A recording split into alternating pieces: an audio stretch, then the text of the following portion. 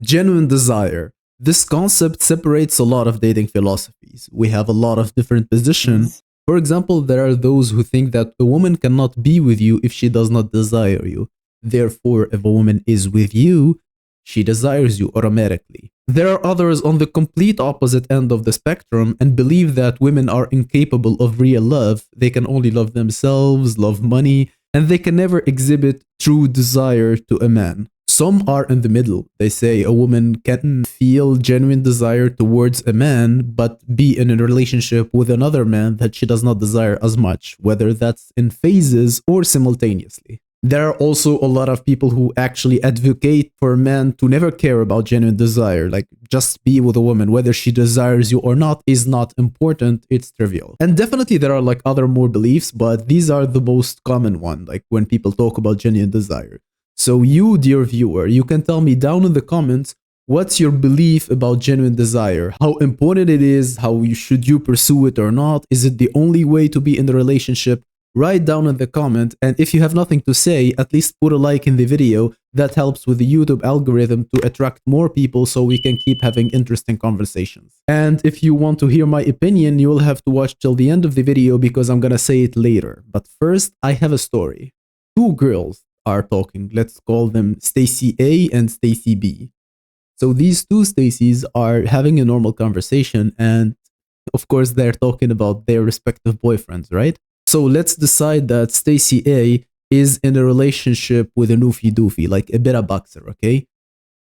She's not Stacy like as an attractive, I just picked a random name, okay? Maybe I should have gone with another name, but okay, so Stacy number A is telling her Stacy B friend, oh, my husband is so nice. He helps me all the time, he gets me gifts, he cleans with me, he works all day and work and he's tired and stuff, but when he comes home, he helps me and he's so nice. I mean, I love him. Which on paper sounds right. Sounds great, right? But she has her friend, the Stacy B, who is chasing a Chad.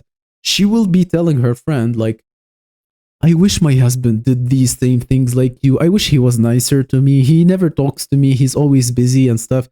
And she's complaining, okay? Now, in the blue-pilled world, everyone will say that Stacy A is a winner because she has a man who does everything for her and he loves her and everything, right?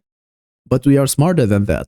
We know what is happening right here. So instead of explaining something that might be obvious to you, dear viewer, I'm going to treat you like if you are someone who's opposed to our way of thinking. And I'm going to ask you a question. A very subtle question, so listen carefully. Do you want to be the guy who she reasons herself into loving you, or do you want to be the guy that she hates the fact that she loves you? Let me repeat clearly. Do you want to be the guy that she reasons on why she loves you, she tries to find a reason to justify to herself why she loves you, or you want to be the guy that she, for some reason, seems to love very much, she's too attached, but she can't like fathom, she doesn't need any reasons. You could be cheating on her, you could be treating her badly, you could be beating her, you can be doing all of these stuff that on paper sound horrible, but she loves you despite that. Okay, I can already see a comment saying that a Chad that is genuinely desired can be nice, right? Okay, I'm not talking about the 1% of 1% of 1% case where she's actually in love with a Chad and that Chad happens to be also a nice guy, okay? I'm talking about like the majority of a relationship, because if someone is attractive, that someone has options, and people with options, they tend to be, you know, acting the way they want, and people attribute to them like dark triad and narcissistic. Oh, he's narcissistic. Oh, he's narcissistic. Nah, he's just out of your league, okay? You're just chasing a Chad who's too attractive for you, and now that he does not love you back, you want to call him narcissistic. Anyway, let's go back to our example of the two Stacys. So one is actually praising her husband. You would think that she loves him more than the one who's actually complaining about her husband. In reality, if you know how things work, if you understand female nature, if you understand psychology, if you have researched at least this subject once in your life, you would be quick to believe that the one who complains about her husband, that he doesn't help her, that he's nice to her, actually experience stronger emotions toward her partner. I know that if you are new to this sphere, if you're not knowledgeable about this, you might think that if she's praising her husband, that's a show of love. No. Love, the genuine desire, is something that is so strong that it comes first and then like everything else is an explanation, a justification.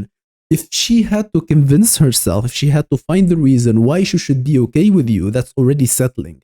By the way, how to know whether a relationship is true desire or settling, as in I would call it a business deal, because she's getting something, whether it's financial, whether it's some security. So the two types of relationship, right? Whether it's like a genuine relationship where both are attracted to each other, or a business deal, I can make a whole video differentiating these type of relationships, because usually colloquially when I just say they are in a relationship, I automatically mean that it's a relationship where they both like love each other. If it is like a business deal, I'd rather use another term like beta boxing or something different like this. So if you want to be like me and know the difference between an actual relationship and a business deal, write it in the comments so I can make a whole different video explaining those two concepts. But back to the question that I actually asked. Would you want to be the guy whom the girl loves despite of anything and everything, or do you want to be the guy that the girl shows appreciation because of things you did that probably if you did not do them, you cannot guarantee the result? I mean, she can genuinely love a guy who's nice. Again, I said that. But how do you know for sure if she loves you, if she's desiring you? The only way actually to know is that even when you don't do anything right on paper, she is still attached with you. She's still texting you. Even if you do the total opposite of what every dating coach tells you, she's still with you. You don't buy her flowers, you don't take her to trips, you don't waste any money on her, you're not even nice to her, you don't call her, you don't text her good morning, you don't text her good evening, and she still loves you. Now, can you guarantee that that will be the case for the other guy? You can tell me that that's love, but we are talking like genuine desire. Do you think that there is genuine desire if she could replace you if you don't act right?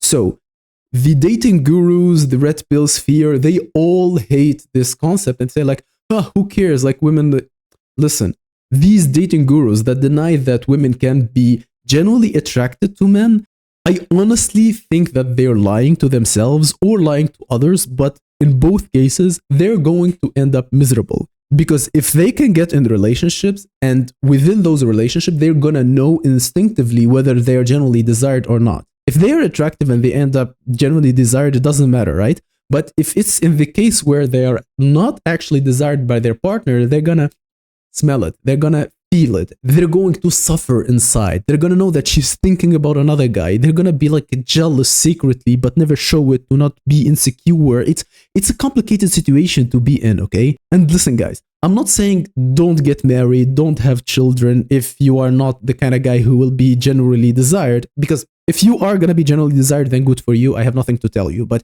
if you could be in a relationship, but you know that a woman is not gonna be deeply in love with you, at least as a knowledgeable person, you will know your position. There are no surprises. You're not gonna feel hurt in the end if it reveals later that she did not love you that much. I'm not saying that she's gonna cheat on you, because actually now that you are in this position, you're gonna be able to take measures so you don't end up with a girl who could potentially cheat on you. But if you are someone who does not believe in general desire, I don't know how you would manage a situation like this, because you don't believe that she can feel genuine desire. So if you meet her needs on paper, which is like money, security and stuff, she will stay with you because she gets that. But that's, how does that work? Because she can get a better deal. Like if a guy who's richer than you comes up, she can cheat on you. And since there's no genuine desire in both cases, why would she stay with you, right?